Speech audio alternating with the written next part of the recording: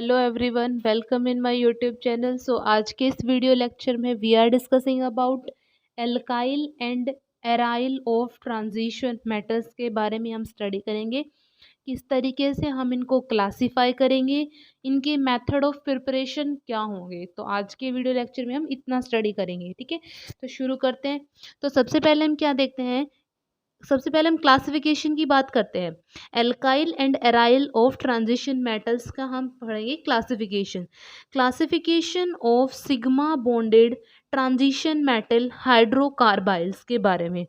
इनको हम बेसिकली दो तरीके से क्लासिफाई करते हैं। एक तो हम करते हैं on the basis nature of atom group attach to the metal, कि मेटल के साथ जो भी एटम अटैच है, कोई एटम अटैच है या कोई ग्रुप अटैच है, तो वो ग्रुप किस तरीके का है उसके बेसिस पे डिफाइन करते हैं। दूसरा हम किसके बेसिस पे डिफाइन करते हैं, on the basis of number of metal atom पर मॉलिक्यूल। पर मॉलिक्यूल कितने नंबर ऑफ एटम उसके साथ अटैच है, तो इसके बेसिस पे हम इसको क्लासिफाई करेंगे, किसको, एल्काइल और एराइल ट्रांजिशन मेटल्स को। तो सबसे पहले हम देख लेते हैं on the basis of nature of group attach to the metal, कि मेटल के साथ किस तरीके, जो मेटल के साथ जो एटम अटैच है उसका नेचर किस तरीके का है। तो सबसे पहले आता है इसके अंदर होमोलैप्टिक ऑर्गेनोमेटेलिक कंपाउंड। तो जैसे होमो का मतलब सभी को पता है सेम, यानी कि यहाँ पर जो कंपाउंड अटैच होंगे वो सेम होंगे। तो देख लेते हैं क्या होगा इसके अंदर, homoleptic organometallic compound. These are those compound in which there will be the presence of same organic compound attached with metal atom called homoleptic organometallic compound। Homoleptic organometallic compounds क्या होंगे, जिनके अंदर जो ऑर्गेनिक कंपाउंड अटैच होगा metal के साथ, जितने भी वो सारे सेम होंगे। It will undergo in the category of homoleptic organometallic compounds. Example के लिए WCH36 ले लिया हमने, TiCH3 का 4 टाइम्स एक्सेट्रा, ठीक है। उसके बाद आता है हेट्रोलैप्टिक ऑर्गेनोमेटेलिक कंपाउंड्स। क्या क्या होते हैं, हेट्रो यानी कि डिफरेंट, तो कॉमन सेंस की बात है। हेट्रोलैप्टिक ऑर्गेनोमेटेलिक कंपाउंड्स वो ऑर्गेनोमेटेलिक कंपाउंड्स होते हैं जिनके अंदर जो ऑर्गेनिक ग्रुप अटैच होते हैं वो सारे क्या होते हैं, डिफरेंट होते हैं। तो such compound is generally known as heteroleptic organometallic compound. जैसे एग्जांपल दे रखा है यहाँ पर, TiCl2CH3 का ट्वाइस, TaCl2CH3 का थ्राइस, एक्सेट्रा। तो इस तरीके से जो हमारे पास एल्काइल और एराइल ट्रांजिशन मेटल्स होते हैं उनको हम जो है nature of group attach to the metal में दो तरीके से क्लासिफाई करते हैं, होमोलैप्टिक और हेट्रोलैप्टिक। अब नेक्स्ट क्लासिफिकेशन हम देख लेते हैं on the basis of number of metal atom पर मॉलिक्यूल, कि पर मॉलिक्यूल कितने नंबर ऑफ एटम उसके अंदर क्या है, प्रेजेंट है। तो उसके बारे में भी देख लेते हैं। ये भी दो तरीके का होता है, एक होता है मोनोन्यूक्लियर ऑर्गेनोमेटेलिक कंपाउंड्स और एक होता है पॉलीन्यूक्लियर। मोनो यानी कि एक, ठीक है। तो in these those organometallic compounds in which only one metal atom पर मॉलिक्यूल, पर मॉलिक्यूल सिर्फ एक ही वहाँ पर क्या प्रेजेंट होता है, मेटल एटम, उसको हम क्या बोलते हैं, मोनोन्यूक्लियर ऑर्गेनोमेटेलिक कंपाउंड। जैसे एग्जांपल WCH3TA। ये एग्जांपल मैंने यहाँ पे सेम इसलिए ले रखे हैं क्योंकि आप ऑर्गेनोमेटेलिक कंपाउंड में अगर याद करने बैठोगे ना तो बहुत सारे कंपाउंड्स है, बहुत सारे अनलिमिटेड कंपाउंड्स है, कितने याद करोगे। तो उससे अच्छा है कि कुछ स्पेसिफिक ही आप याद करते हुए चलो, ठीक है।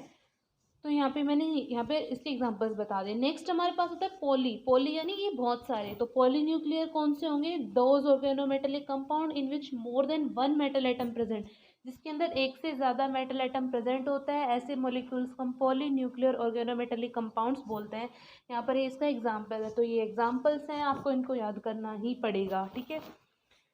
तो ये था क्लासिफिकेशन एल्काइल और एराइल ट्रांजिशन मेटल का। अब हम देख लेते हैं मेथड ऑफ प्रिपरेशन, हम किस तरीके से एल्काइल और एराइल हैलाइड्स की प्रिपरेशन कर सकते हैं, ठीक है। तो प्रिपरेशन के वैसे तो बहुत सारे मेथड होते हैं, बहुत सारे मेथड होते हैं, लेकिन हमें क्या करना है, हम एग्ज़ाम के पॉइंट ऑफ व्यू से लेके चलेंगे, यानी हम किसी के 3 मेथड ऑफ प्रिपरेशन कर लेंगे, क्योंकि बहुत सारी है, बहुत बड़ा है ऑर्गेनोमेटेलिक कंपाउंड, बहुत सारी रिएक्शंस है इसके अंदर, तो सारी रिएक्शंस को हमें याद रखना है। तो हम क्या करेंगे, हर के मेथड ऑफ प्रिपरेशन, उसकी प्रॉपर्टी वगैरह जो है, उनकी जो रिएक्शन वगैरह है, उनको जैसे मैंने मेथड ऑफ प्रिपरेशन पढ़ा दिया, उसके 3 मेथड ऑफ प्रिपरेशन पढ़ा दिए, इस तरीके से करते हुए चलेंगे, ठीक है। तो देखो, मेथड ऑफ प्रिपरेशन हम पढ़ेंगे एल्काइल और एराइल हैलाइड्स के। तो ये मैंने सबसे जो ईजीएस्ट मेरे को लगे वो मेथड ऑफ प्रिपरेशन आपके लिए यहाँ पे अवेलेबल है। तो देखो, सबसे पहला हम किस तरीके से बना सकते हैं एल्काइल और एराइल हैलाइड। फर्स्ट मेथड हम बना सकते हैं alkylation by other metal alkyl. हम क्या करवा दें, एल्काइलेशन करवा दें किसी दूसरे मेटल एल्काइल के साथ। जैसे मैंने यहाँ पर क्या ले लिया, यहाँ पर मैंने TiCl4 ले लिया। इसकी रिएक्शन जब हम C6H5CH2MgCl के साथ करवाते हैं -60 डिग्री सेल्सियस के ऊपर ईथर के साथ, then it will get converted into TiCH2C6H54+4MgCl2। Similar तरीके से हम TiCl3 को LiCH3 के साथ करवाएंगे। तो यहाँ पर क्या होगा कि जो ये जो Cl4 है ये किससे रिप्लेस हो जाएगा, CH3 के साथ। इसी तरीके से हम इसको LiCH2CmE3 के साथ करवाएंगे, LiCH3 के साथ करवाएंगे। तो यानी कि पहला मेथड ऑफ प्रिपरेशन क्या होता है एल्काइल और एराइल को बनाने का, that is alkylation by other metal alkyl, कि हम किसी दूसरे मेटल एल्काइल के साथ क्या करवा दे, उसका एल्काइलेशन करवा दे। एक मेथड ऑफ प्रिपरेशन ये हो गया। नेक्स्ट क्या मेथड ऑफ प्रिपरेशन हम बता सकते हैं, reaction of sodium salt of an anionic complex with alkyl और एराइल हैलाइड। यानी कि हम किसी भी सोडियम साल्ट यानी कि सोडियम यानी Na पॉजिटिव कि किसी एनायनिक कॉम्प्लेक्स के साथ रिएक्शन करा दे। तो सोडियम साल्ट हमने Na पॉजिटिव ले लिया, कोई भी एनायनिक कॉम्प्लेक्स हमने क्या ले लिया MnCO5 नेगेटिव ले लिया। इनकी रिएक्शन जब हम किसी भी किसके साथ करवाएं एल्काइल या एराइल हैलाइड, तो हमने CH3I ले लिया, तो ये हमारे पास क्या बना देगा, तो it will gate form into क्या बना देगा, एल्काइल और एराइल हैलाइड की प्रिपरेशन में क्या करेगा, हमारी हेल्प करेगा। इसका मैकेनिज्म किस तरीके का होगा वो देख लेते हैं यहाँ पे। तो MnCO5 नेगेटिव को मैंने कुछ इस तरीके से लिख लिया, Mn पे negative charge, CO5 Na positive, CH3 है, CH3 यहाँ पर ये CH3 हो गया I, कार्बन पे स्लाइड पॉजिटिव, I पे स्लाइड नेगेटिव। Na का जो पॉजिटिव है ये किस पे अटैक करेगा, I नेगेटिव के ऊपर, और जो कार्बन का स्लाइड पॉजिटिव है ये जो नेगेटिव चार्ज है ये कहाँ अटैक करेगा, इस वाले पोजीशन में, जो जहाँ अटैक कर रहा है उस पोजीशन को वहाँ जोड़ दो, तो हमें जो हमारा रिक्वायर्ड रिजल्ट है वो हमें यहाँ से मिल जाएगा। तो ये क्या हो जाएगा इसका mechanism, it is a type of SN2 mechanism.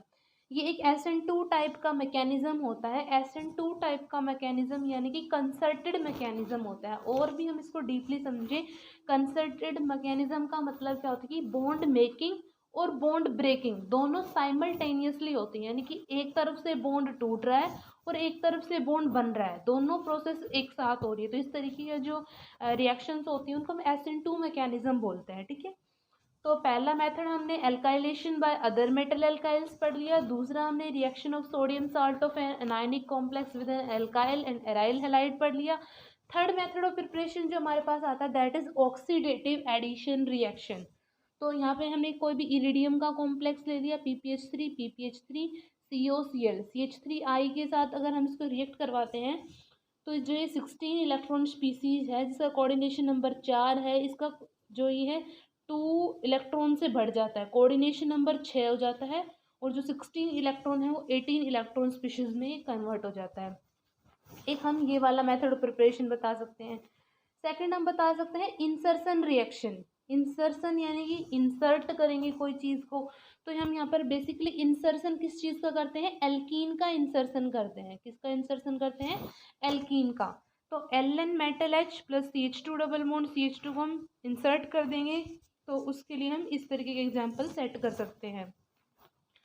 ये हमारे पास क्या हुए, ये तो हमारे पास अगर देखो एग्ज़ाम में अगर क्वेश्चन आएगा तो इस तरीके से पूछेगा आपको कि आप बताओ मेथड ऑफ प्रिपरेशन बताओ कि हम किस तरीके से एल्काइल और एराइल हैलाइड को प्रिपेयर कर सकते हैं। 8 मार्क्स के अंदर इसका क्वेश्चन आएगा, तो हमें यहाँ तक लिख के आना है, ठीक है।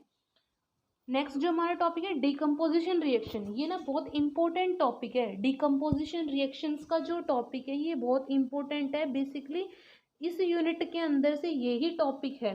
एक तो ये वाला टॉपिक है डिकम्पोजिशन रिएक्शन, एक है ऑर्गेनो कॉपर कंपाउंड्स। ये जो टॉपिक है ये बहुत ही वेरी इंपॉर्टेंट टॉपिक है, ठीक है। यहाँ पर पूरा 8 मार्क्स का क्वेश्चन बनता है इस टॉपिक के ऊपर, ठीक है। एक तो ये वाला टॉपिक है, एक ऑर्गेनो कॉपर जो आगे आएगा वो है, ठीक है। तो डिकम्पोजिशन रिएक्शन क्या होती है, देखो डिकम्पोजिशन नाम से पता लग रहा है डिकम्पोज होगी कोई चीज़। अब क्या चीज़ डिकम्पोज होगी वो हम देख लेते हैं। As we know that in transition metal alkyls there will be a bond between carbon and hydrogen. यानी कि हमें पता है कि जो मेटल एल्काइल्स होते हैं, मेटल एल्काइल्स के अंदर क्या होता है कि कार्बन और हाइड्रोजन के बीच का बॉन्ड बनता है। और कार्बन और हाइड्रोजन के बीच में जब बॉन्ड बनता है तो ये क्या होता है, एक सिंगल बॉन्ड होता है। और सिंगल बॉन्ड को हम क्या बोलते हैं, सिग्मा बॉन्ड बोलते हैं। और हमें पता है सिग्मा बॉन्ड जो होता है वो स्ट्रॉन्ग बॉन्ड होता है। तो अगर सिग्मा बॉन्ड स्ट्रॉन्ग बॉन्ड है तो सिग्मा बॉन्ड को तोड़ने के लिए हमें एनर्जी की क्या रिक्वायरमेंट होती है, ज़्यादा ज़्यादा एनर्जी की रिक्वायरमेंट होती है, ठीक है। तो यही चीज़ देखो यहाँ पर लिखी हुई है, as we know that in transition metal alkyl there will be a bond form between carbon and hydrogen that is sigma bond which is a strong bond. Its energy is 150 to 270 kilo joule mole inverse. इसकी जो energy होती है sigma bond की वो इतनी ज़्यादा होती है। So it is kinetically unstable. तो ये क्या होता है, काइनेटिकली अनस्टेबल होता है। अब जिसकी एनर्जी ज़्यादा होगी वो काइनेटिकली अनस्टेबल ही होगा। क्लास में बहुत सारे बच्चे बैठे हैं, किसी ने अगर खाना नहीं खा रखा, उसके अंदर एनर्जी नहीं है तो वो आराम से बैठा रहेगा। जिसने खाना खा रखा है वो क्या करेगा, उसमें एनर्जी ज़्यादा है तो वो ज़्यादा एक्टिव रहेगा, ठीक है। उसी तरीके वो अनस्टेबल रहेगा, ठीक है। क्लास में कुछ भी करेगा अनस्टेबल रहेगा, यानी कि वो। तो इसी तरीके से क्या होता है कि जो यहाँ पर हमारा सिग्मा बॉन्ड होता है उसकी एनर्जी क्या होती है, बहुत ही ज़्यादा हाई होती है। दैट्स वाई वो अनस्टेबल होता है। तो वो अब वो चीज़ अनस्टेबल है, उसको स्टेबल करना है तो उसको थोड़ी पिटाई भी तो लगानी पड़ेगी तभी वो आराम से बैठेगा। तो उसी तरीके से क्या होता है कि अगर सिग्मा बॉन्ड बन रहा है वो काइनेटिकली अनस्टेबल है तो हम क्या करेंगे, उसको स्टेबल करेंगे। स्टेबल किस तरीके से करेंगे, हम उसको डिकम्पोज कर देंगे। एक डिकम्पोजिशन पाथवे होता है कि उस इस तरीके से हम क्या करें, उसको डिकम्पोज कर देंगे, ठीक है। तो इस तरीके की रिएक्शंस को हम क्या बोलते हैं, डिकम्पोजिशन रिएक्शन। तो यहाँ पर देखो, अगर मैं आपको एक लाइन में अगर इसका आंसर बताऊँ कि डिकम्पोजिशन रिएक्शंस क्या होती हैं, तो आप इसमें ये लिखना कि मेटल एल्काइल्स के बीच में मेटल एल्काइल्स में कार्बन हाइड्रोजन के बीच का बॉन्ड बनता है, वो सिंगल बॉन्ड बनता है, सिग्मा बॉन्ड होता है। सिग्मा बॉन्ड स्ट्रॉन्ग बॉन्ड होता है। स्ट्रॉन्ग बॉन्ड को तोड़ने के लिए एनर्जी की रिक्वायरमेंट ज़्यादा होती है। दैट्स वाई वो काइनेटिकली अनस्टेबल होता है। तो हम उसको स्टेबिलिटी गेन करवाने के लिए हम उसका क्या करते हैं, डिकम्पोजिशन करते हैं। और डिकम्पोजिशन करने के अलग अलग पाथवे होते हैं, ठीक है। तो वो पाथवे कौन से होते हैं उनके बारे में हम डिस्कस कर लेते हैं। तो सबसे पहले होता है हमारे पास alpha hydride transfer, beta hydride transfer, या फिर होता है हमारे पास गामा हाइड्राइड ट्रांसफ़र। फोर्थ होता है, एक और होता है इंट्रामोलिकुलर रिडक्टिव एलिमिनेशन। तो वन बाय वन हम सबके बारे में पढ़ेंगे। तो सबसे पहले हम देख लेते हैं अल्फा हाइड्राइड ट्रांसफ़र क्या होता है। In alpha hydride transfer, the transition metals such as WCH36 are heated, so it will form a polymeric structure and also form methane. Alpha hydride transfer में क्या होता है, अगर हम इस तरीके के इन अल्फा हाइड ट्रांसफ़र में जैसे मैंने WCH36 ले लिया, अगर मैं इसको हीट करूं तो ये क्या बनाए, कोई भी एक पॉलीमेरिक स्ट्रक्चर फॉर्म करेगा। देखो इसका हम रिएक्शन से समझते हैं इसको। जैसे मैंने यहाँ पर क्या लिया, WCH36 लिया। जब मैंने इसको हीट किया तो यहाँ पर क्या बन गया है, एक पॉलीमर, मतलब n नंबर ऑफ इसके क्या बन गए, पॉलीमर स्ट्रक्चर हम यहाँ पर बना सकते हैं। मैकेनिज्म क्या होगा, जैसे मेटल था, मेटल के साथ CH3 अटैच था, तो इसको हमने इस तरीके से लिख लिया। यहाँ पर क्या होगा, जब इसका मैकेनिज्म शो हम करेंगे तो क्या होगा, ये साइमल्टेनियसली ये सारे बॉन्ड क्या होंगे, टूटेंगे। कोई बॉन्ड टूटेगा, कोई नया बनेगा। यानी कि यहाँ पर क्या आ जाएगी, हमारे पास एक 4 मेंबर ट्रांजिशन स्टेट बन जाएगी। And then finally it will get converted into M double bond CH2। ये मेटल है, मेटल ने डबल बॉन्ड बना लिया CH2 के साथ। यहाँ से मीथेन गैस का क्या हो गया, यहाँ पर लिबरेशन हो गया। तो ये हमारे पास होता है। इसमें हमने अल्फा हाइड्राइड, अल्फा यानी कि अल्फा पोजीशन पहली पोजीशन होती है, बीटा पोजीशन सेकंड पोजीशन होती है, और गामा पोजीशन थर्ड पोजीशन होती है। तो इसमें हमने यहाँ पर देखो, ये CH3 भी था, ये वाला CH3 था। तो मेटल के साथ जो फर्स्ट कार्बन अटैच होता है वो अल्फा हाइड्रोजन होता है। तो यहाँ पर ये इस वाले CH3 के पास भी अल्फा हाइड्रोजन है, और इस वाले ये जो CH3 है इसके पास भी अल्फा हाइड्रोजन है। तो इन दोनों में से हम किसी का भी यूज़ कर सकते थे, ठीक है। तो ये हमारा क्या हो गया, अल्फा हाइड्राइड ट्रांसफर। नेक्स्ट हमारे पास बीटा हाइड्राइड ट्रांसफर। तो सबसे पहले हमने बीटा हाइड्रोजन ढूंढना है।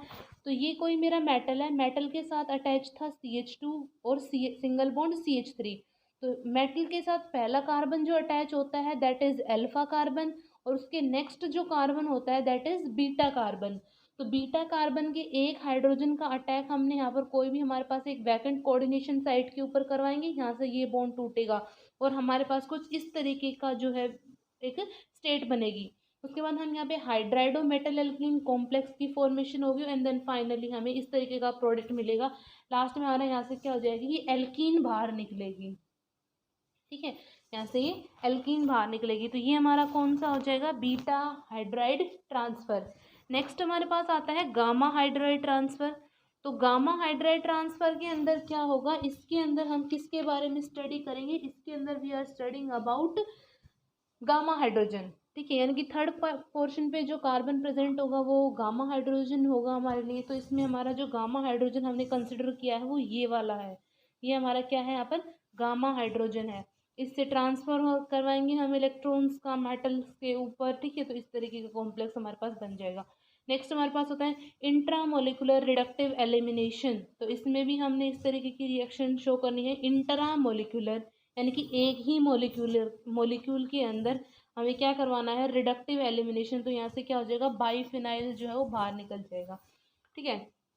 तो ये क्या है, ये हमारे कुछ डिकम्पोजिशन रिएक्शन है, इस पे क्वेश्चन पक्का आएगा, गारंटेड श्योर है, इस पे क्वेश्चन आएगा ही आएगा कि डिकम्पोजिशन रिएक्शन सिंपल आएगा। डिकम्पोजिशन रिएक्शंस बतानी, तो आपको डिकम्पोजिशन रिएक्शन क्या होती है वो बतानी है और उसके ये क्या क्या उसके डिकम्पोजिशन पाथवे हैं आपको ये बताना है। ये आपका क्वेश्चन 8 मार्क्स के अंदर भी पूछा जाएगा, ठीक है। उसके बाद हमारे पास दूसरा और भी इसके अंदर एक होता है, इसको भी हम कर सकते हैं, एक होता है हाइड्रोजिनोलाइसिस, ठीक है। हाइड्रोजिनोलाइसिस के अंदर क्या होता है, in this reaction the substrate is decompose by H2। Such reactions are known as hydrogenolysis. Hydrogenolysis जो होती है वो इस तरीके की रिएक्शन होती हैं जिनके अंदर हमारे पास जो सबस्ट्रेट होता है, सबस्ट्रेट यानी कि रिएक्टेंट, रिएक्टेंट जो होता है उसको हम डिकम्पोज करवाते हैं, रिएक्टेंट को हम तोड़ते हैं हाइड्रोजन का यूज करके। ऐसे रिएक्शंस को हम क्या बोलते हैं, हाइड्रोजिनोलाइसिस, ठीक है। In it we know that when transition metal alkyl react with hydrogen, कि जब ट्रांजिशन मेटल एल्काइल्स जो होती हैं वो हाइड्रोजन के साथ रिएक्ट करती हैं, so they form alkane and metal hydride. तो वो एल्केन और मेटल हाइड्राइड की फॉर्मेशन करती हैं। Now this metal hydride further decompose by using some another ligand. और वो जो मेटल हाइड्राइड बनता है उस मेटल हाइड्राइड को हम दोबारा से क्या करवाते हैं, डिकम्पोज करवाते हैं, किसका यूज करके, किसी दूसरे लिगेंड का यूज करके। इसका जो मैकेनिज्म है वो जनरली इसका मैकेनिज्म के 2 पाथवे होते हैं, ठीक है। तो इसके मैकेनिज्म के यहाँ पर कितने पाथवे होंगे, 2 पाथवे होंगे। तो सबसे पहला हम देख लेते हैं यहाँ पर when central metal atom is in low oxidation state, कि जब हमारा सेंट्रल मेटल एटम वो लो ऑक्सीडेशन स्टेट के अंदर होगा तब हमारे पास में क्या होगा, तो CO5MnCH2CH3 की रिएक्शन हम H2 के साथ करवाते हैं तो हमारे पास क्या होगा, इस तरीके की स्टेट बनेगी एंड देन फाइनल हमारे पास यहाँ पे लास्ट में एल्केन बाहर निकलेगा, एल्केन, ठीक है, CH3 सिंगल बॉन्ड CH3। तो एक तो ये बनेगा हमारे पास। एक हो सकता है जब हमारा central metal atom high oxidation state के अंदर हो, तो हाई ऑक्सीडेशन, तो इसके अंदर हमारे पास क्या होगा, हमने कोई भी एल्कीन ली, एल्काइन की रिएक्शन जब हमने H2 के साथ करवाई तो हमारे पास कुछ इस तरीके का कंपाउंड बनेगा। तो ये क्या हो जाएगा, जब हमारा central metal atom high oxidation state के अंदर होगा। थर्ड इसी के अंदर आता है इंसर्शन रिएक्शंस। इंसर्शन यानी कि इंसर्ट करेंगे हम कोई चीज़ को। So in it there is a presence of metal carbon bond which CH2 double bond CH3। यहाँ पर भी क्या होता है, मेटल और कार्बन के बीच में क्या प्रेजेंट होता है, एक बॉन्ड प्रेजेंट होता है। तो इन ऐसे मेटल कार्बन के बीच का बॉन्ड होता है, ठीक है। और इसमें हम क्या करते हैं, बेसिकली एल्कीन को ही इंसर्ट करते हैं, जैसे हमने यहाँ पर दिखा रखा है CO एटसेट्रा एल्कीन को इंसर्ट कर सकते हैं, CO2 को, SO2 को, यहाँ पर हमने देखो एग्जांपल में CO का इंसर्शन करके दिखा रखा है, ठीक है। इस तरीके से इंसर्ट कर सकते हैं। या फिर हम इंसर्शन के अंदर क्या कर सकते हैं, जैसे CO2 का इंसर्शन अगर हमने करना है तो कुछ इस तरीके से होगा, ठीक है। तो this is overall about classification of metal, alkyl and aryl, और हमने उसके मेथड ऑफ प्रिपरेशन देख ली। साथ के साथ हमने यहाँ पर डिकम्पोजिशन रिएक्शन देख ली, हाइड्रोजिनोलाइसिस देख लिया, इन किस तरीके से इंसर्शन रिएक्शन होते हैं वो देख लिया। तो जो हमारी नेक्स्ट वीडियो आएगी उसके अंदर हम पढ़ेंगे ऑर्गेनो कॉपर कंपाउंड्स के बारे में। तब तक के लिए आप लोग देखिए, वीडियो अच्छी लगे तो लाइक शेयर सब्सक्राइब करें। आज की वीडियो लेक्चर में इतना ही, मिलते हैं नेक्स्ट में। Thank you.